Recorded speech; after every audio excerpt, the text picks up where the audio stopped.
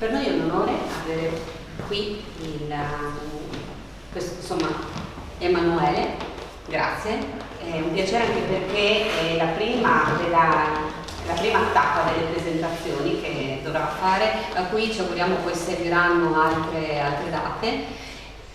E la parte bella di questo libro, vi invito a comprarlo e a leggerlo, ho avuto il piacere di leggerlo, è che per capire la disabilità è un mondo e l'autismo è un altro mondo che si apre. C'è un arcobaleno di possibilità infinite all'interno dell'autismo, dal basso funzionamento all'alto funzionamento. Questo è un esempio di alto funzionamento sicuramente, una persona che è in grado di esprimersi, di mettersi in gioco.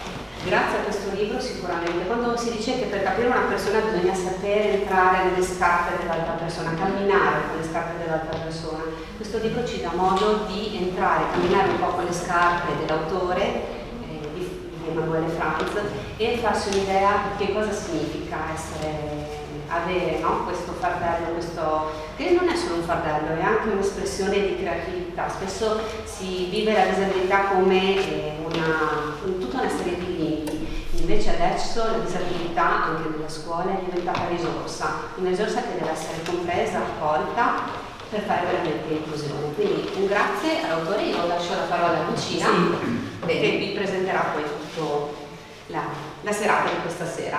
A seguito abbiamo poi il piacere di aspettarvi anche per un piccolo rinfresco, un aperitivo post presentazione. Bene. Grazie. Grazie Monica Bagolin che è stata vicino per organizzare questa serata. Prima di passare la parola al dottor Zanini volevo invitare un momento per un saluto da parte dell'amministrazione comunale l'assessore Michele Cignacco che è assessore alla scuola e alle cultura e scuola. Bene. Grazie, buonasera a tutti. Innanzitutto grazie dell'invito. Io chiaramente vi porto i saluti dell'amministrazione comunale, del sindaco Petenà che non ha potuto esserci, oltre che il mio personale. Chiaramente non è facile venire qua a fare un saluto, un discorso su un argomento tanto delicato. Questa mattina, dopo essermi sentito col sindaco proprio su chi insomma sono riuscito a essere presente, sono andato un po' a leggermi chi fosse Emanuele Franz, cosa avesse fatto, perché l'avesse fatto, e in particolare leggendo una sua intervista mi ha fatto molto riflettere. Come diceva Monica, io sono anche assessore alle scuole, sono assessore alle scuole e anche nell'ambito scolastico si trova molto riscontro di questo argomento e non è facile padroneggiarlo. Quindi rinnovo il mio ringraziamento. Ora appunto non vado a toccare, non vado ad entrarmi in discorsi più grandi di me, però sono curioso di ascoltare sicuramente quanto Emanuele ha da dirci questo viaggio che io un po' ho detto questo, insomma, tra la sua intervista e i vari articoli che ho letto di questo viaggio coraggioso. Quindi grazie nuovamente, grazie a tutti e buonasera. Grazie. E abbiamo anche il piacere di avere qui Stefano Mazzolini che è vicepresidente del Consiglio regionale e al quale chiediamo di dire due parole. Grazie. Grazie. Venuto qua. Grazie, venite vicino qua a Franz. Guarda, stai. No, senti tu. No, stai piedi, è l'abitudine. Mi alzo anch'io perché di fronte alla tua. No, ci mancherebbe.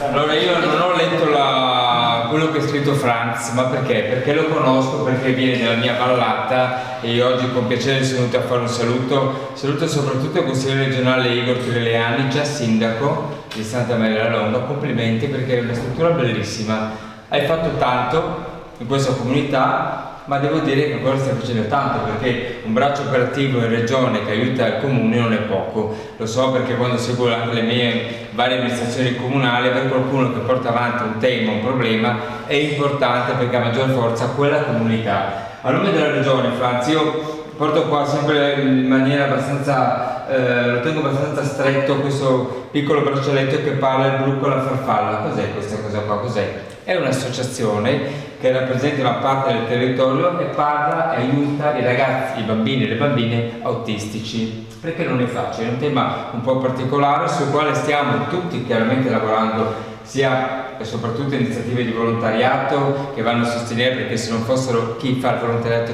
se non ci fossero coloro i quali credono e cercano di aiutare le famiglie, sarebbe più difficile. Però è come un muro di gomma, soprattutto per i genitori dei bambini, perché diventa un problema per i genitori. Quando nasce un bambino con alcuni problemi sembra che il problema sia dei genitori, invece non è vero. E quando lo capiscono diventano ancora più compattivi, aiutano chiaramente chi sta crescendo e lo fanno crescere in maniera diversa. Io non mi dilungo tanto perché poi è un tema un po' delicato, bisogna conoscerlo. Qualcosa lo conosco perché ho avuto modo di frequentare più volte chi aveva determinati problemi, però sono convinto che i problemi possono diventare delle cose così importanti poi nella vita, delle priorità anche, no? Che uno più o meno ha. Poi quando mi sembra che ci ha anticipato nell'intervento, e chiudo perché dicevo siamo brevi ma poi mi perdo perché vorrei raccontare tantissime cose, ma siamo tutti diversamente abili. Cioè vuol dire che magari uno va giù delle scale, cade, scivola, si fa male e magari comincia a avere la prima disabilità e i primi problemi. La disabilità a volte anche una gamba rotta o magari ancora peggio, però insomma sono delle scelte, cioè sono quello che noi ci compete, noi che facciamo politica regionale e anche locale, è quello di dare la possibilità tanto di dire quello che sono i problemi, quelle che sono le necessità, e in questo caso quello che è l'autismo, e tramite noi forse riuscire a fare delle scelte migliori che danno una soluzione, almeno alcuni problemi, e sostegni a tutte le famiglie che rappresentano questo. Grazie Franz per quello che stai facendo, dico solo che sono venuto qua perché tante volte non riuscivo a essere presente, oggi ho detto vengo perché sennò l'essere da lui, ma poi è fondamentale la presenza anche della regione. Grazie. Grazie Stefano, grazie di cuore.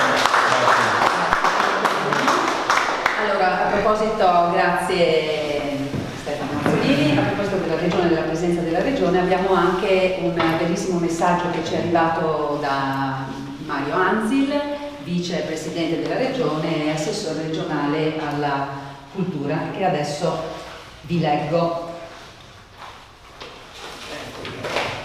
Ce l'ho.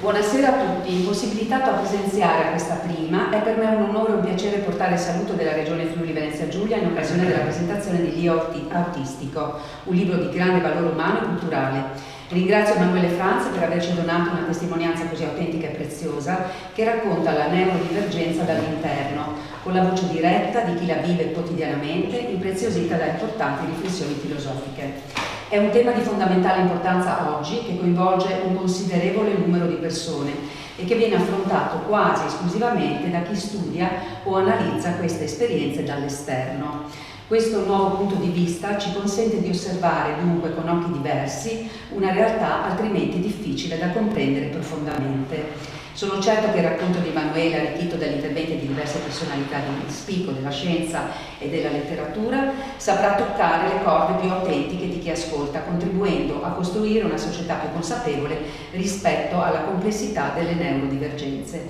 Con grande interesse e ammirazione vi auguro una serata di riflessione e confronto. Avvocato Mario Anzi. Bene, Grazie.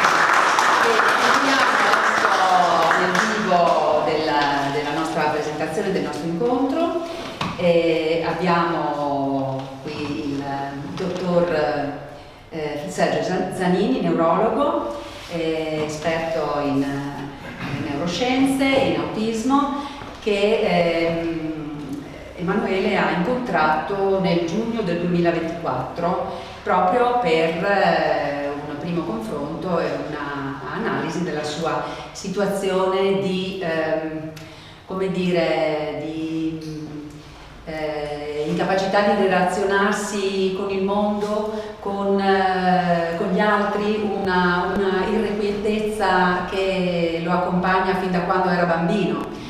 E finalmente ha pensato di affrontare un incontro appunto con un medico che potesse dargli qualche spunto di dopo che un insegnante Emanuela mi fa: guarda, tu sei artistico.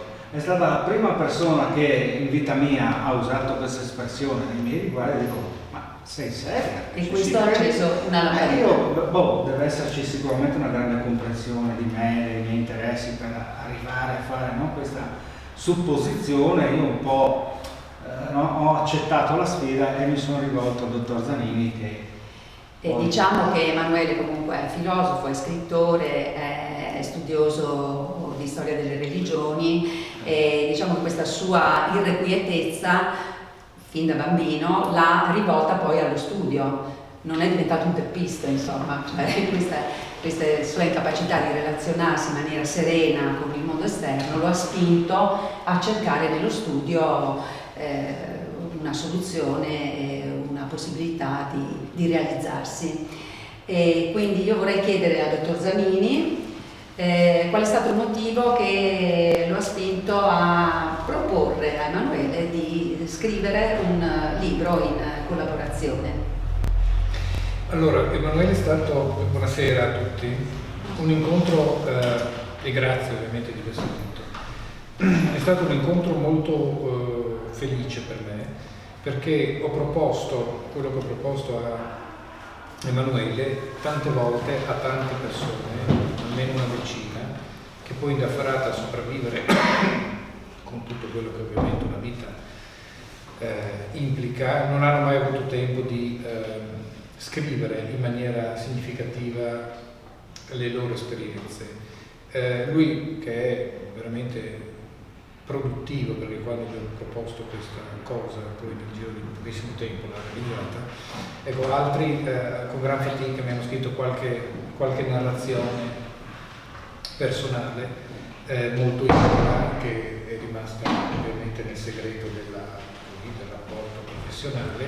E, ho proposto questa cosa a almeno 5-6 persone con una psiche autistica, capaci di scrivere con delle buone capacità narrative. Ecco, Emanuele è riuscito a realizzare questa cosa con una realizzazione secondo me di gran pregio, perché racconta se stesso in modo totalmente autentico, questo è il motivo per cui è giusto leggere il libro, per niente pornografico, senza nessuna spettacolarizzazione grottesca o cinematografica. Pensate al successo di Forrest Gump, ad esempio, pensate a quell'altra roba con Dustin Hoffman, credo, Rain Man, che sono sì dei prodotti industriali commerciali di gran successo, che possono così solleticare alcune riflessioni. Lui che entra, come dire, nella complessità delle cose, lo ha fatto da una prospettiva secondo me molto semplice, cioè ha raccontato la sua scoperta. Quindi è un libro di nascita / rinascita, presa di consapevolezza, che è sempre il primo passaggio che rispetto a noi stessi dobbiamo fare per riuscire a essere sereni e mantenere un discreto grado di equilibrio e di serenità. E questo libro va letto perché racconta che cosa voglia dire essere autistico, o almeno alcune cose, perché non ha né l'ambizione di esaurire tutto quello che sull'autismo può essere detto, né di essere un libro scientifico che spieghi cosa voglia dire essere autistico, però racconta in maniera molto molto ponderata e riflettuta quello che voglia dire essere una persona autistica. Non certo un disabile, perché se tutti i disabili fossero come Emanuele Franzi, e francamente dal neuropsichiatra infantile e dall'urologo credo che andrei a arare i campi, perché non avrei assolutamente lavoro. E l'autismo non è una disabilità. Adesso non voglio qui stare a fare il pippone su cosa sia essere autistici, ma è sicuro che essere autistico non vuol dire essere un disabile. Essere autistico vuol dire avere una psiche rigida, con un'intelligenza rigida e con delle difficoltà di modulazione e di adattamento rapido nelle situazioni ambientali. È chiaro che l'autismo è stato storicamente definito come una disabilità del neurosviluppo e tuttora lo è, ma quello è il disturbo autistico che c'è o quando l'autismo è severo o quando è associato a una disabilità intellettiva, che quella sì è una disabilità. Vi faccio un esempio banale, che è quello che uso sempre per spiegare. Almeno il 30-40% della popolazione è ansiosa. e quindi c'è una difficoltà di regolazione dell'emotività. Pochi, non tutti, hanno un disturbo d'ansia, cioè hanno un impatto sull'autonomia e sulla loro qualità di vita in ragione della difficoltà di regolazione della loro emotività, che gli determina un disturbo. Il disturbo non è essere fatto in un certo modo. Nessun funzionamento psichico è fonte o condizione di patologia ipso facto, con l'unica eccezione della disabilità intellettiva. Perché se hai una disabilità intellettiva, quello che veniva chiamato ritardo mentale, sei automaticamente amputato nella tua capacità di partecipazione, di apprendimento, di autonomia e quant'altro. Per il resto, qualunque tipo di struttura psichica, autistica, non autistica, diciamo dello spettro ADHD, dei disturbi dell'umore, dei disturbi dell'emotività, di tutti di quelli che vengono identificati come i disturbi delle macro aree di funzionamento psichico, nessuna di per sé è fonte di condizione clinica. Tutti noi siamo più o meno autistici, più social o meno social, più capaci di interagire socialmente, chi meno, tutti più o meno emotivi, tutti più o meno umorali, tutti più o meno disattenti, iperattivi, cioè tutti noi possiamo essere graduati. Allora bisogna fare una diagnosi di se stessi, che vuol dire, tu potrai molto meglio di me confermarlo, per quello che vuol dire effettivamente diagnosi. Diagnosi, per quel che so di greco, vuol dire descrivere attraverso l'osservazione e i vari sintomi, ma descrivere attraverso è anche un prendere, se vogliamo usarla come immagine metaforica, un prendere conoscenza, consapevolezza di se stessi, passo attraverso di me, mi descrivo attraverso me stesso, so chi sono, so come funziono, punto. Poi viene fuori che io sono autistico, tu sei un emotivo, tu sei un umorale, tu sei così, tu sei colà. Tutti noi siamo diversi, non tutti sono necessariamente patologici e qui mi fermo rispetto alla descrizione di autismo e sottolineo un punto che con Emanuele stiamo, diciamo così, cercando di sviscerare, è l'implicazione politica della diversità, perché la normalità cos'è? La normalità è una normalità biologica, una normalità statistica, una normalità ideologica. Il concetto di normalità non è un concetto così banale. Sicuramente la statistica conta, se in 100.000 diciamo una cosa e tu da solo ne dici un'altra, è difficile che la tua verità si imponga. E le norme comunitarie, ovviamente, non è che sto qua a fare rivoluzionarie per carità di Dio, di fronte poi alle istituzioni sarebbe sciocco, ma è chiaro che una comunità si dà delle regole e ovviamente tutti si danno le regole che gli sono più funzionali, la maggioranza vince da questo punto di vista, giusto. Dall'altro punto di vista, se la maggioranza è consapevole delle conoscenze che la nostra psiche ha permesso di sviluppare, che ci sono tanti modi di essere, anche questi hanno un diritto di cittadinanza e non sono patologici solo perché sono diversi dalla maggioranza, ci sono tanti modi diversi di essere normali. In genetica, su un singolo gene, che codifica per una proteina, ci sono decine, a volte centinaia di varianti di quel gene, che sono tutte funzionali e sono tutte varianti della norma. Non necessariamente quello che è meno frequente è automaticamente patologico. Quindi dobbiamo avere una visione meno ingenua della disabilità, meno ingenua della psiche, meno ingenua della come dire, vita anche comunitaria. È chiaro che questo passa attraverso conoscenza, attraverso un depotenziamento dell'aggressività rispetto a ciò che non è statisticamente più frequente, cioè riprendere in mano una profonda solidarietà tra esseri umani che si riconoscono simili pur e compatibili anche pur attraverso e nonostante le loro diversità individuali. Ecco, Emanuele in questo libro racconta se stesso e poi lancia delle provocazioni di tipo filosofico e spirituale nelle quali io non mi addentro perché sono assai poco avvezzo, uno, a parlare di ciò che non conosco molto bene 2 mi interessano molto, ma non sono il mio terreno principale, per cui mi fermo nel mio alveo di zona comfort, come si usa dire, ma più che altro per onestà intellettuale nei confronti di chi mi ascolta.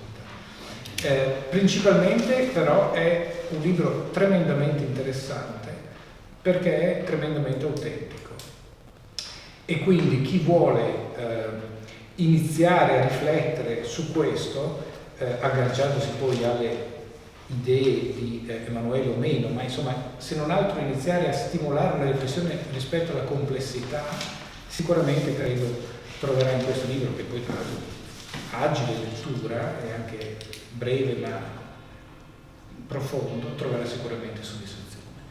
Quindi bravissimo, perché insomma, parlare di sé è sempre molto più difficile che pontificare sugli altri. Quindi complimenti, e sono molto contento di essere stato, come dire, un'occasione per Emanuele, proficua. Un applauso al dottor Zanini.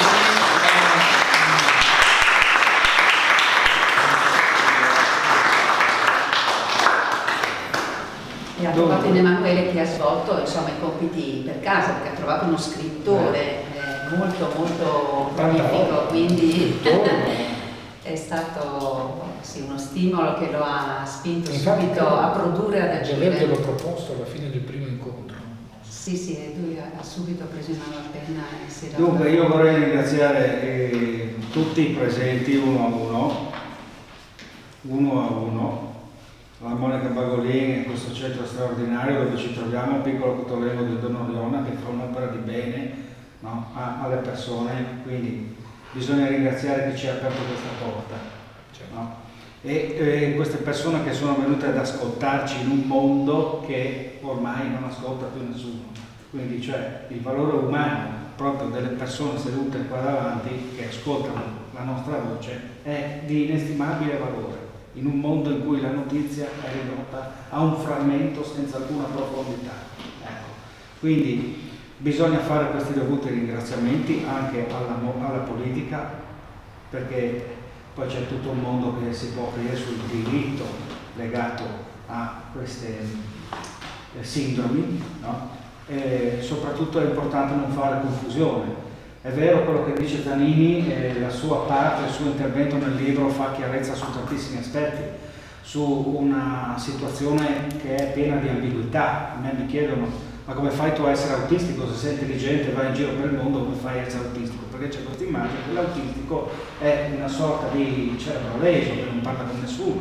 Magari quello è un aspetto o una conseguenza di certe comorbilità, come poi il dottor Zanini spiega nella sua eloquente parte nel libro, che spiega tantissime cose che fugano queste ambiguità. Per esempio oggi adesso si usa dire a livello 1, a livello 2, tutte queste nomenclature, però Zanini spiega che anche l'interazione col mondo esterno, cioè una situazione di enorme stress, può anche, come dire, se tu valuti un soggetto in una situazione di enorme stress, verrà fuori un livello 2 invece che un livello 1, cioè, e viceversa. No? È giusto quello che dice Zanini, non è di per sé una patologia né una disabilità, però lo possono diventare se tu un soggetto che ha questa problematica lo metti in un ambiente fortemente stressogeno, e per persone come me lo è anche prendere un treno. Ecco, perché certamente le questioni tecniche Zanini le spiega con enorme chiarezza, però diciamo che si può dire che ma leggete la parte sua, non la mia, se che stia facendo la presentazione. No, ma devo dire che questa cosa te la meriti, Sergio, perché io in questo mondo mi ero ridotto a tanti incompetenti che non sanno niente di autismo. Zanini qua te la dice come sta, cioè il problema è la negoziazione fra l'esterno e l'interno. Cioè portare dentro quello che c'è fuori è un grosso problema per persone come me. Io poi ho voluto capire me stesso, in prima persona sono andato dalla maestra Mariangela, dal maestro Renato, che mi hanno avuto all'elementare per 5 anni, e gli ho detto: maestra Mariangela, maestro Renato, com'era da bambino? E questi mi hanno detto: guarda, io in tutta la mia vita, migliaia di allievi, non ho mai visto un caso come il tuo, il caso Franz.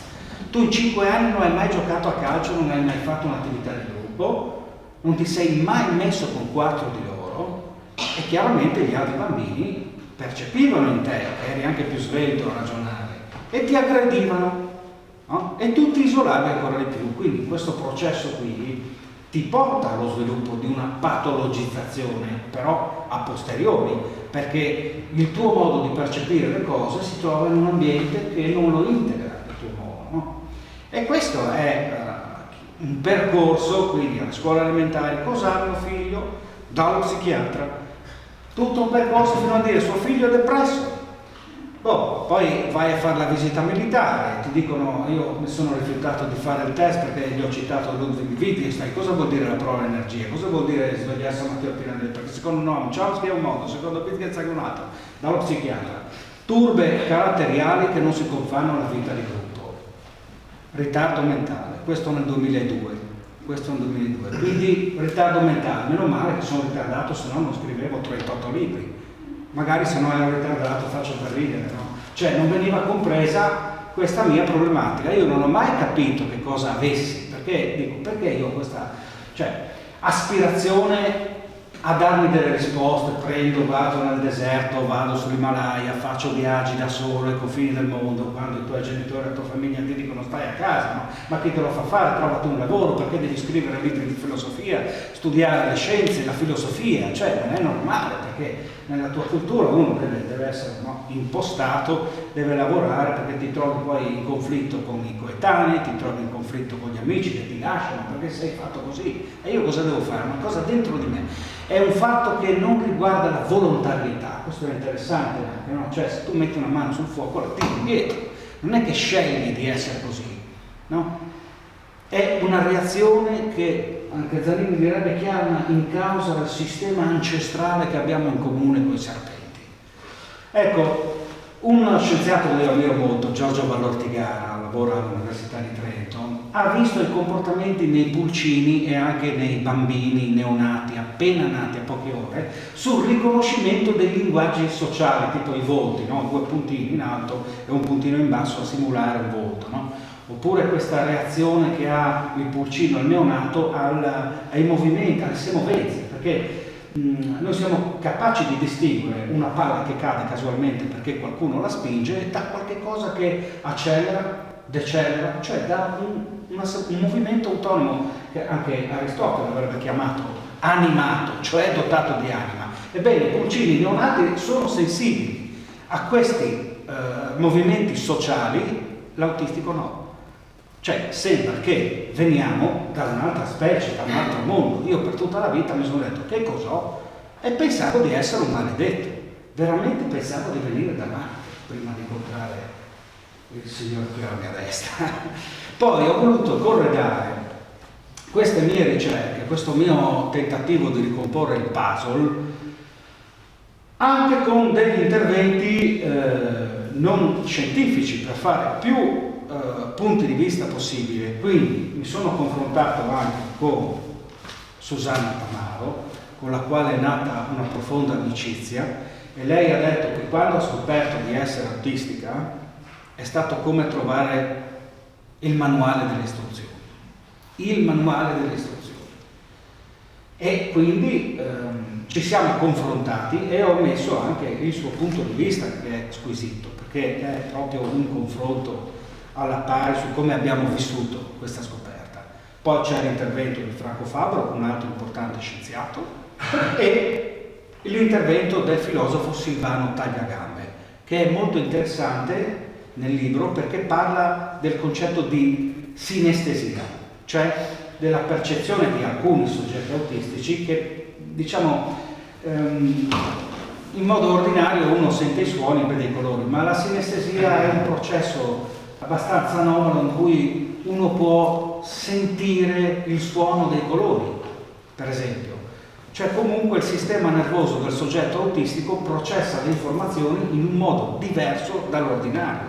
E quindi quello che a me interessava mostrare è l'aspetto della creatività del soggetto autistico, no? Perché poi appunto c'è questo luogo comune, sei autistico, quindi sei un povero demente, ok? Quindi non puoi essere autistico tu perché scrivi libri, no? E invece non è così, bisogna soprattutto dire che cosa non è l'autismo, cosa non è l'autismo. Però è chiaro che, secondo me, di per sé, come diceva Sergio Zanini, non è una patologia, però di fatto un ambiente appositamente creato per il soggetto autistico non c'è in questa civiltà occidentale. Ovunque lo metti sviluppa qualche comorbilità, perché già a me prende 2 ore un treno con tutta sta gente che urla, con tutti sti monitor, con tutto sto casino, vado in ansia, è un problema, già può mancarmi il fiato, per esempio un boato, un trapano mi può suscitare il vomito o la tachipnea, no? Voglio dire, è una conseguenza fisica che mi paralizza e mi suscita una menomazione, anche se per esempio io non sono un caso grave, no? Poi c'è il discorso della compensazione, che questa è squisita, perché quando Zanini mi ha aperto la coscienza dicendomi il tuo organismo capisce che ha un diverso funzionamento e lavora per compensarlo. Questa cosa è incredibile, cioè è la macchina incredibile anche della meraviglia dell'organismo, no? Che capisce che aspetta un momento, ma gli altri funzionano così, tu funzioni così, no aspetta, e lavora per creare una compensazione, che però questo lavoro è una sofferenza per lui, perché l'equilibrio è instabile, no? Anche questo discorso delle regole, cioè io per esempio non riesco a pensare a un gruppo di appartenenza, quindi mi sono sempre trovato quei compagni che mi dicono cioè pensano che io sia contraddittorio, ma non lo è, perché io ho un'idea specifica in un contesto, un'altra idea specifica in un altro contesto, mentre uno generalmente ha un senso dell'appartenenza e la pensa in quel modo lì, sempre, no? Nel senso, io tifo per l'Udinese, voglio dire, il giorno che non tifi per l'Udinese ti dicono che sei, che so, ma com'è possibile? No, io invece non ho una linea continua nel senso dell'appartenenza, quindi non mi sento parte di un gruppo. Quindi questo mi crea enormi problemi familiari, no? o di amicizie, però ho sfruttato questi aspetti per farne un motore di creatività, no? Perché essendo incapace, o comunque, aspetta, non è l'incapacità, è la difficoltà di introiettare un modello dall'esterno, sei obbligato a crearne e forgiarne uno dall'interno. Da qui per esempio da ragazzo a scuola lo studio della matematica, del pensiero simbolico e quindi della filosofia, perché forgi un tuo linguaggio interno, perché il linguaggio esterno è convenzionale che adottano gli altri, tu comunque non vedi perché devi adeguarti alle regole degli altri, cioè l'enorme potere creatore pagato comunque a un prezzo enorme. È vero quello che dice Zanini riguardo alla parte del libro dove io avanzo delle ipotesi filosofiche, no? Perché secondo me nel passato, nel mondo greco e romano, il tipo solitario, il tipo melanconico, no? Il tipo che vaga da solo nei deserti, cacciato dagli altri, c'è pimpeggiato nei miti, comunque, no? Questa figura maledetta da tutti, no? Che però, no? ha dell'ispirazione che lo porta a nuove idee, no? Però era impazzito. Il soggetto melanconico, per esempio, nella teoria dei 4 umori, no? Il tipo che guarda dentro se stesso, anche la parola autismo, autos vuol dire guardare dentro se stessi, no? Cioè, quindi scavare dentro. Quindi secondo me nel passato c'è stata un'idealizzazione, una poetizzazione del soggetto, magari noi ovviamente a posteriori non è che possiamo fare diagnosi a 1000 anni fa, 3 secoli fa, però ci sono in alcuni tratti, in alcuni personaggi del mito, i lineamenti di quello che oggi qualcuno potrebbe essere definito autistico, no? Comunque è un soggetto che porta qualcosa di nuovo, no? Ha una collettività che è rigida nel tutelare e nel conservare delle regole, ma è incapace di produrne di nuovo. Ci vuole il cosiddetto, no? Emarginato, perché ha questa visione laterale, appunto, che introduce qualcosa di nuovo, no? Che poi pian pianino viene assimilata dalla collettività. Però, appunto, neanche nel passato venivano inglobati, come dire, inclusi i personaggi emarginati. Per quello è importante pensare a un tipo di società che contempli e valorizzi l'individualità, no? Perché anche qui dire, vabbè, poveretto, sei autistico, dopo sei anche capace di scrivere, no, bisogna fare di più. La classe politica deve pensare che l'autistico, quello ad alto funzionamento, è un soggetto creatore capace di introdurre qualcosa che è un bene per tutti. Prego. Allora, tu sei un caso tremendamente fortunato perché hai 1000 talenti, ma non è che tutti gli autistici di classe 1 sono come te. Cioè, ci sono degli autistici che sono dei perfetti imbecilli, che non hanno nessuna cultura, non gliene frega niente e hanno alcuni aspetti della psicoautistica insieme ad una povertà culturale, intellettuale, che è quella che può capitare a qualcuno. Quindi stiamo attenti a non trasformare le persone autistiche in personaggi autistici, come noi dobbiamo stare attenti a non trasformare ogni persona autistica in una persona con un disturbo autistico e quindi con una patologia psichiatrica, perché non è assolutamente così. Nello stesso tempo non è che ogni autistico persona è il personaggio autistico, ok? Perché non è che tutti scrivono 38 libri, ok? L'autismo è presente almeno nel 2% della popolazione. Studi di prevalenza più recenti parlano di 1 su 30. 1 su 30 nella popolazione generale di persone autistiche, non di persone con disturbo, di persone autistiche. Quindi è una minoranza nutrita di persone che fanno parte della comunità. Beh, non è che tutti questi sono dei fenomeni, assolutamente no, si va dai fenomeni a persone assolutamente comuni e ordinari fino a quelle con una disabilità intellettiva. Ok? Quindi veramente questo libro, questa esperienza è uno squarcio di luce e di riflessione su cos'è la psicoautistica, in modo tale da capire cos'è l'autismo, cos'è il disturbo autistico, cosa sono gli elementi comuni che ci sono e che quindi sono gli elementi essenziali di cosa voglia dire essere autistico, e poi come quindi in termini giuridici, politici, educativi, didattici e quant'altro si può ipotizzare con calma, con riflessione profonda, ad aiutare questa variante dell'essere umano nelle varie fasi di sviluppo, nelle varie fasi di apprendimento, acquisizione e progresso verso l'autonomia, che è quello che si fa in tutta l'età evolutiva. Né più né meno di come lo si fa con chi ha problematiche di linguaggio, pensiamo ai bambini che hanno difficoltà nello sviluppo del linguaggio, rispetto a quella che è la regolazione emotiva o rispetto a quella che è la regolazione comportamentale, che in una società così sregolata e così impulsiva come è quella che viviamo oggi, senza grandi regole e con una fluidità e una liquidità di relazioni, perché questo è quello che ormai succede molto frequentemente, si vede quello che è l'impatto sulle strutture psichiche che fanno fatica da loro in autonomia ad autoregolarsi, cosa può venire fuori.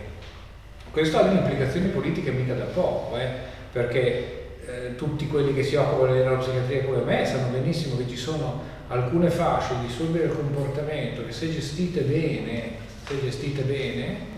e con investimenti anche molto forti per 10 anni, permette poi di recuperare queste persone con una vita comunitaria, se non altro all'interno del rispetto delle leggi. Vi posso assicurare che ho fatto decine di perizie per non far finire in carcere maggiorenni che avevano già delle condanne penali perché erano incompatibili con le condizioni carcerarie, con diagnosi di autismo o di ADHD fatto a 25 anni, quando era già in carcere magari, per farlo uscire dal carcere perché dichiarato incompatibile con la realtà carceraria e quindi poi ipotizzare progetti comunitari e quant'altro.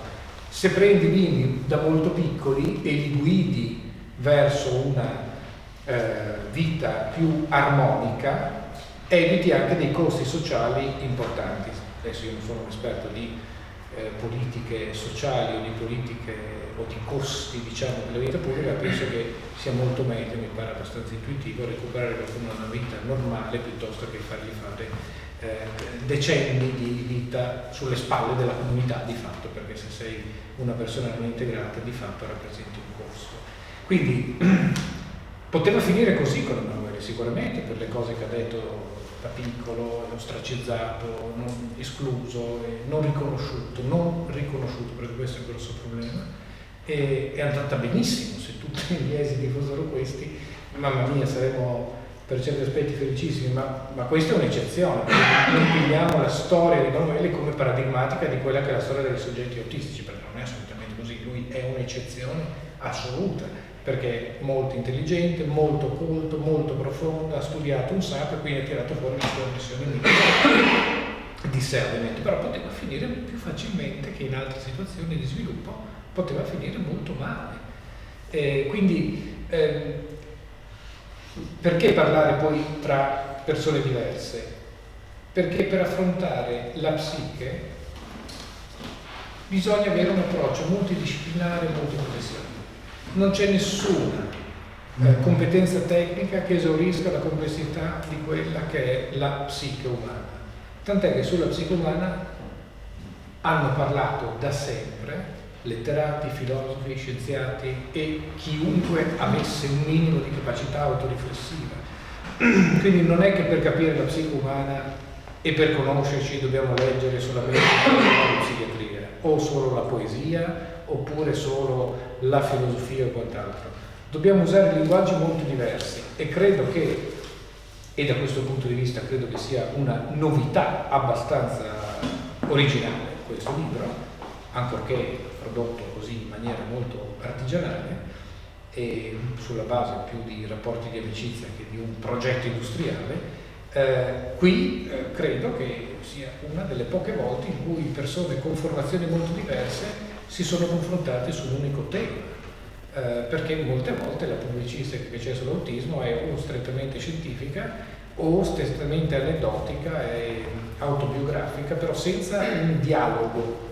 Invece il dialogo serve per mescolare linguaggi, mescolare semantiche, mescolare prospettive, in modo tale da cogliere la complessità, perché nessuno può esaurire o intercettare la maggior parte delle cose che sulla psiche umana si possono dire solamente da una prospettiva. Questo è assodato. Quindi bravissimo non solo per aver scritto tutto quello che è scritto, ma anche per aver cercato, con grandissima umiltà intellettuale peraltro, un confronto, perché tutti questi contributi li hai voluti fortemente nel libro, non è che li hai detti poi li metto lì come dire ciliegina sulla torta, sono parte essenziale, tant'è che poi anche nella tua presentazione parlavi quasi più di me che di te, no? E questo è significativo dell'importanza che dai ai contributi degli altri, non al tuo. Ma perché è giusto avere più punti di vista su un argomento che ha più facce. Io ti ringrazio per avermi detto che sono finito bene invece che male, no? Non vorrei però insomma, che il pubblico pensasse che sia stata una passeggiata fra petali di rosa, perché quando i 5 contro 1 all'elementare mi hanno preso e buttato nel bidone dell'inferno, mi hanno massacrato di botte, ho sputato addosso perché ero diverso. Questi sono traumi che lasciano un segno e che purtroppo ancora oggi rimane, no? Perché uno dice, tu sei quello che ha gli scout, ti sei comportato in quel modo, ti ricordi? Parliamoci chiaro, sappiamo tutti come ti comportavi agli scout, che non stavi con gli altri, che non volevi mangiare alle 2 di pomeriggio invece che a mezzogiorno e sfidavi l'autorità, cioè rimane quello stigma, soprattutto magari in paesi piccoli, no? E questo è un trauma conseguente, ecco. Interessante dire che non è il trauma non è la causa, è l'effetto, no? Perché per molti anni, decenni, si è creduto che l'autismo fosse la conseguenza di un trauma, però è stato largamente smentito, no? Anche Anne Freud ha fatto i test sui bambini sopravvissuti ad Auschwitz, ha dimostrato che non c'è legame fra il trauma e l'autismo. Si è pensato che era colpa dei genitori, tutta colpa loro, no? Poi anche questo è stato dimostrato che non era così. E poi soprattutto non è quindi né un problema legato a una malattia mentale o a un problema psicologico, ma è appunto una questione del sistema nervoso che processa le informazioni in modo diverso. Ecco, riguardo, è vero che ci sono appunto casi gravi di distinguere il soggetto autistico dal problema, dal disturbo autistico. È vero che io sono Emanuele Franz, sono una persona, non sono un autistico, magari sono anche autistico. Sì, esatto. Cioè, sei una persona con autismo. Ecco, quindi puoi dire tu, cosa c'è? Il diabete? Ah, sei diabetico? No, sei una persona che ha due interessi, ecco. Però secondo me bisogna capire, almeno io la vedo così, no? E io mi occupo di filosofia, di storia delle religioni, quindi posso arrischiarmi a scrivere la mia impressione su in che modo sentire il fatto organico. Per me il fatto organico è qualche cosa che ha una continuità, ha un senso, almeno nella storia umana. Se noi prendiamo alcuni soggetti che si ritiene fossero stati autistici, come Newton, Tesla, Kandinsky, Einstein, cioè che hanno 3 persone al secolo gettano avanti con idee. Chi mai avrebbe pensato che lo spazio è curvo? Einstein disse: solo un bambino o un immaturo o un ritardato può chiedersi che cos'è lo spazio o il tempo. Non era capace di attraversare la strada da solo, era un pessimo marito, era un disastro nelle relazioni sociali, era un ritardato da bambino, anche Tesla, ecco. Però poi hanno fatto anche una brutta fine. Tesla l'hanno abbandonato, non riusciva a lavorare, cioè d'accordo, sono eccezioni. Non è che voglio paragonarmi a questi personaggi, però io voglio dire, dobbiamo pensare che senso ha, cioè la vita organica in generale, non l'autismo, che senso ha il fatto che noi abbiamo un organismo, un cuore, dei polmoni che funzionano, che gettano aria, che ci danno quel bene prezioso che al mattino ci troviamo lì nel letto, la coscienza. Cioè, in 93 miliardi di anni luce di diametro che hanno analizzato gli astrofisici non hanno trovato un solo batterio, una sola cellula. E poi ci troviamo noi qui oggi a parlare. Siamo coscienti, siamo insieme. E tutto il resto dell'universo è vuoto. È questo che dobbiamo chiederci. Perché? Allora, se noi intendiamo la vita in questo modo, il nostro cuore non è un ammasso di cellule, è qualcosa che ci dà la coscienza. E allora a questo punto anche l'autismo deve avere un senso all'interno di questa coscienza, di questo assembramento. Ci sono cellule che vertono a una unità, perché il cuore e i reni sono assemblati per qualche cosa che è sopra le parti. E così il senso è strano che un autistico che ha difficoltà a sentirsi parte di qualcosa parli di questo qualcosa di unitario. Forse ne devo parlare e idealizzare questa comunità. Questo lo fai tu, non è che lo fanno tutti gli autistici. Rimaniamo, secondo me, perché c'è il Franz filosofo che non in solo in questo libro ma in tante altre produzioni sue ha portato avanti alcune idee che secondo me c'entrano molto poco con la sua struttura psichica autistica. Quindi veramente voglio depotenziare l'importanza dell'autismo. L'autismo è un modo di essere psichico come 1000 altri, punto. Quindi non è che poi alla fine qualunque cosa faccia l'autistico dipende dall'autismo, ma assolutamente no. Sarebbe come dire che qualunque cosa fa un ansioso dipende dall'ansia che ha, ma assolutamente no. E così vale per qualunque altra roba. Quindi bisogna da una parte non banalizzare l'autismo, dall'altra parte neanche drammatizzarlo, come se fosse la chiave interpretativa di tutta la fenomenologia comportamentale di una persona autistica. Non è assolutamente così. A volte lo diventa reattivamente a delle situazioni disfunzionali, ma è un condizionamento appreso. Se addirittura per i disturbi specifici di apprendimento, che sono una sciocchezza dal punto di vista di complessità, come la dislessia, la disortografia, la discalculia, se tu le gestisci male a scuola, tu crei una disabilità appresa.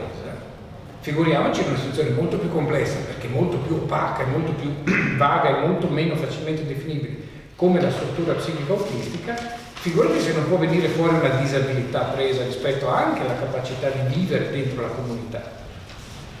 Ma questo lo vedi dopo decenni o dopo anni di non riconoscimento, perché ti senti veramente un marziano, perché nessuno ti vede per quello che sei e anche tu non sei aiutato dalle figure educative prioritarie a riconoscere, ad avere quell'alfabetizzazione rispetto a te stesso che ti permette di capirti. E quindi con delle sovrastrutture moralistiche, ideologiche, tutti i pipponi che i grandi si fanno nei confronti dei piccoli, sei sbagliato, semplicemente perché non sei come loro. Questo è un po' il concetto. Allora, rispetto alle diversità c'è una dimensione di patologia e di disabilità presa che è tremenda.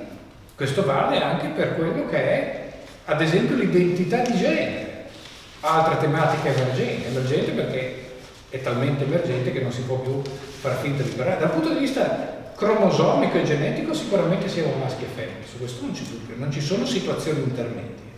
Ma da un punto di vista psichico, l'identità di genere è qualcosa assai più complessa e più distribuita su un gradiente.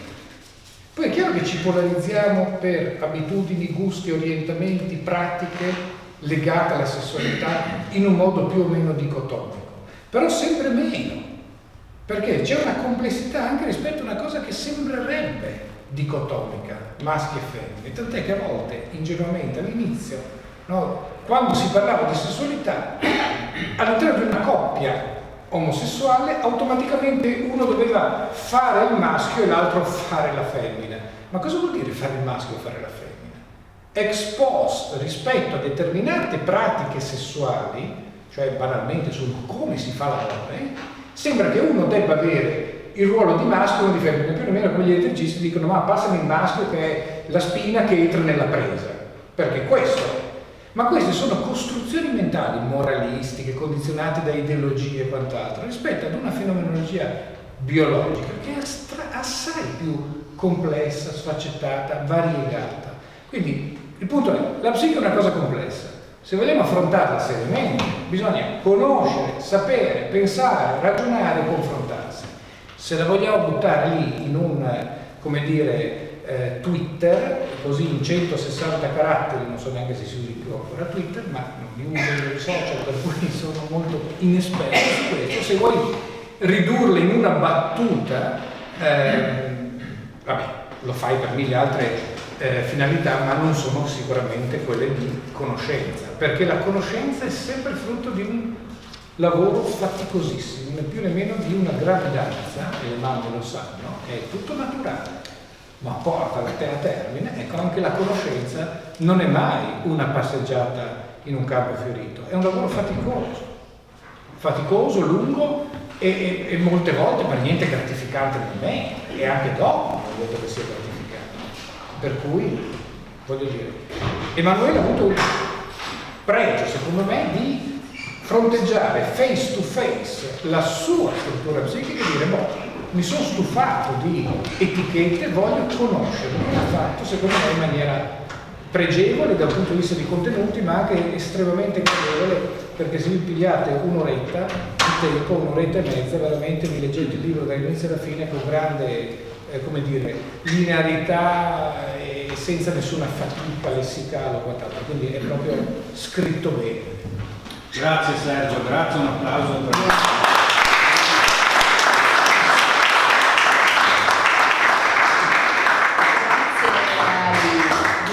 relatori, e se c'è qualche domanda dal pubblico, questo è il momento.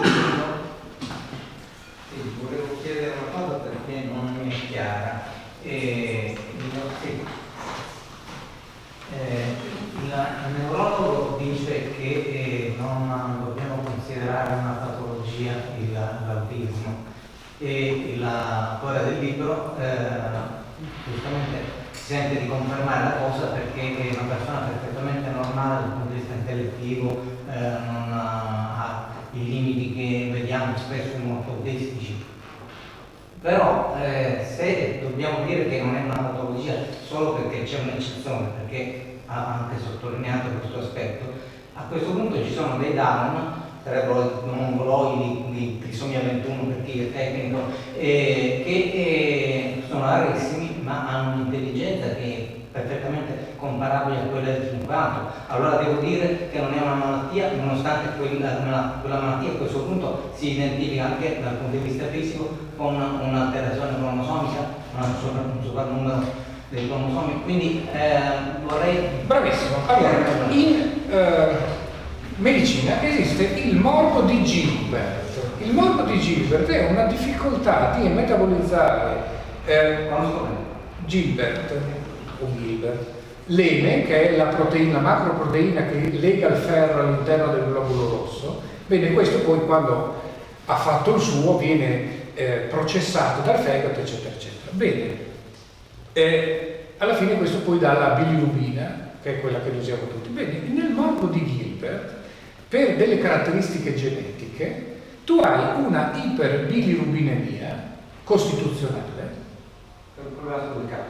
che non amputa qualità di vita, autonomia di vita, aspettativa di vita e che non necessita di alcuna terapia. È verissimo che anche nel morbo di Down, nella trisomia 21, non è mai una trisomia piena quella a cui lei faceva riferimento, sono dei mosaicismi dove ci sono dei gettoni di cellule nel corpo umano che sono trisomiche e altre che sono assolutamente tipiche e hanno delle intelligenze assolutamente normali o appena un attimo più fragili, e sono delle situazioni di mosaicismo che nelle malattie cromosomiche sono note perché ci sono quadri di mosaicismo in tutte le patologie cromosomiche. Ok? È chiaro che storicamente noi determiniamo, soprattutto sui funzionamenti psichici, per sovrastrutture ideologiche, il concetto di patologia e non patologia. Non c'è dubbio che il cancro della mammella, anche negli egizi, era una condizione di patologia. Ma è verissimo che rispetto ai funzionamenti psichici, la nosografia psicopatologica cambia a seconda della cultura. Nel 1800 ogni trattato di neuropsichiatria o di psichiatria dell'adulto includeva l'omosessualità come una patologia mentale. Se adesso uno psichiatra dicesse che l'omosessualità è una patologia mentale, verrebbe radiato dall'ordine. E parliamo di 100 anni fa, nella nostra stessa cultura.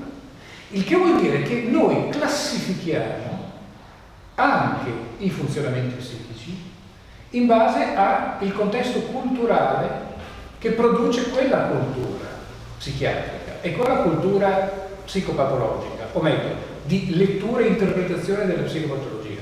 E questa è una eccezione abbastanza significativa in ambito clinico medico, che è quello della neurologia e della psichiatria. Vi assicuro che la neurologia è nata a metà 800 negli ospedali psichiatrici, perché non sapeva niente delle funzioni cerebrali, erano tutti strani, tutti internati. Le afasie, leggetevi se volete la storia della conoscenza della fisiologia, cioè le patologie del linguaggio acquisite dopo un ictus, un trauma cranico, eccetera. Era tutta gente che fino al giorno prima parlava, poi di colpo non parla, quindi è posseduto dal demonio. A metà 800 veniva chiamato l'esorcista o il prete del paese di fronte a un emiparetico che diventava afasico. Oggi ridiamo di sta roba qua, ma vi assicuro che tutti i grandi neurologi che hanno descritto i macrosistemi funzionali del cervello nella seconda metà dell'Ottocento hanno tutti lavorato in ospedali psichiatrici. A un certo punto solo di vedere sta gente che di colpo internata lì non parlava oppure aveva delle manifestazioni comportamentali strane, ovviamente eri un posseduto dal demonio. L'epilessia, l'1% della popolazione epilettica. Gli epilettici fino a 100 anni fa, fino a quando si è descritta poi dal punto di vista elettroencefalografico l'epilessia, erano posseduti dal demonio. Quindi capite come anche le nostre conoscenze, che sembrano scientifiche e cliniche, sono condizionate da 1000 sovrastrutture ideologiche che abbiamo. Epilessia, afasia, omosessualità. Sono 3 esempi paradigmatici di come fino a 150 anni fa erano viste come delle patologie psichiatriche, di una mente alterata, senza neanche riconoscere eventualmente la natura biologica, ma quindi alterata da qualcosa che era, come dire, che ti possedeva, o perché tu eri particolarmente incline a essere posseduto e quindi, come dire, fraternizzavi col demonio, no? Oppure il demonio era così potente da impossessarsi di te, in buona sostanza. Quindi anche lì, sull'esempio che ha citato lei, e ce ne sarebbero decine, anche lì c'è una gradualità. Cosa vuol dire avere una trisomia 21?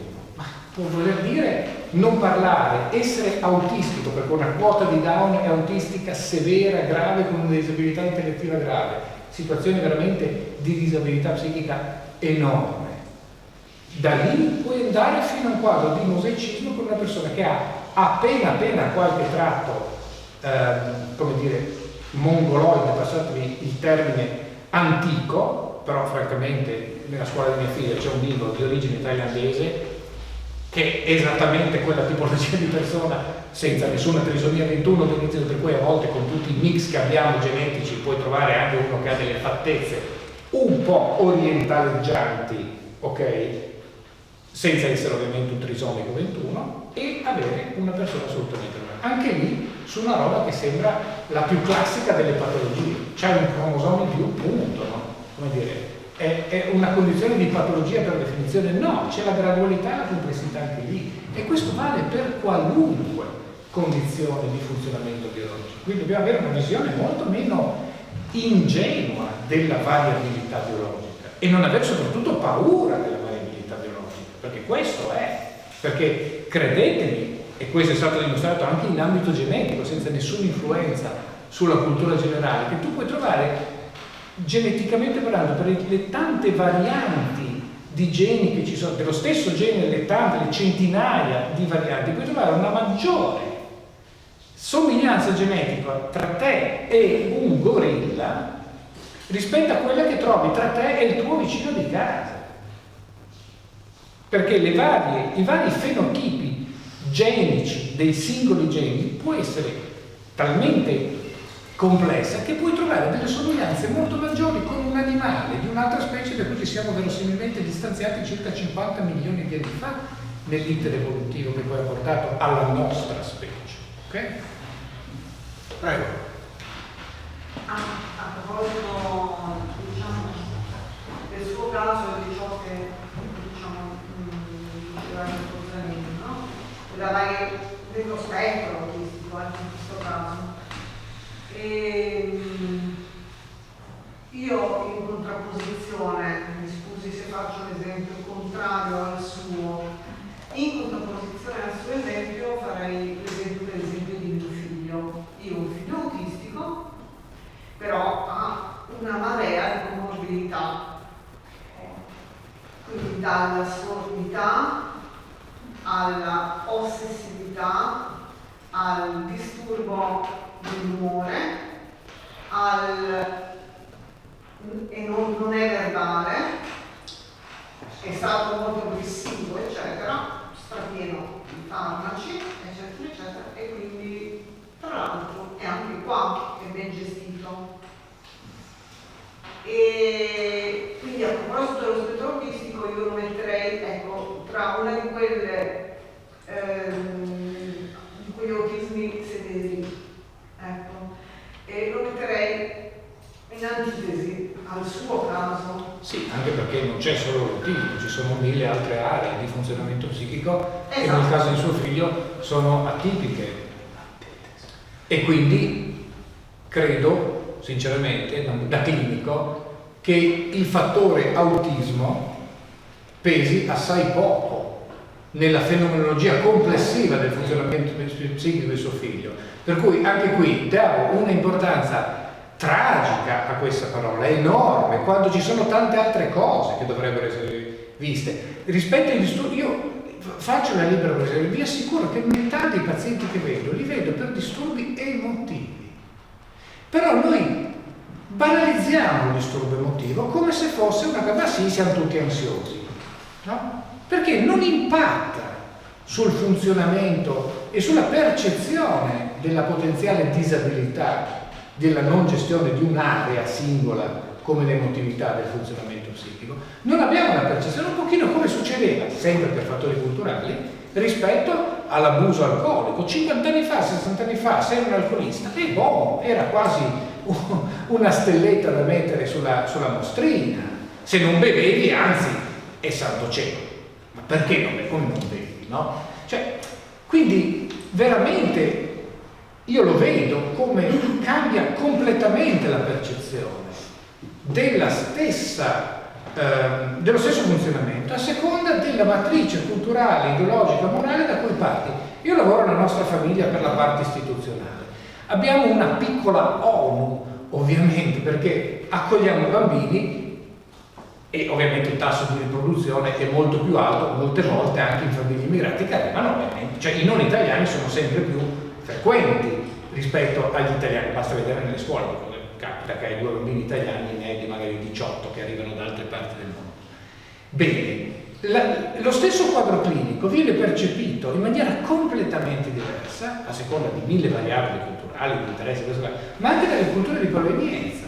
E io che non ho nessuna competenza, come dire, antropologica o di altro genere che mi permette di conoscere meglio le culture degli altri, so come funziona la percezione genitoriale della disabilità del neurosviluppo, uso un termine assai generico e vago, da chi viene dal Sud America rispetto dall'Est Europa, rispetto dall'Africa, diciamo area Maghreb, rispetto all'area medio orientale, l'Estremo Oriente un altro mondo, l'Africa subsahariana ancora un altro. Le percezioni sono completamente diverse, anche di fronte a una roba, come dire, assai banale, come, che ne so, un disturbo dello sviluppo del linguaggio, che è la situazione atipica dello sviluppo neuropsichico più frequente, dove il 5-7% dei bambini ha una patologia o un'atipia dello sviluppo del linguaggio. Anche lì che dici?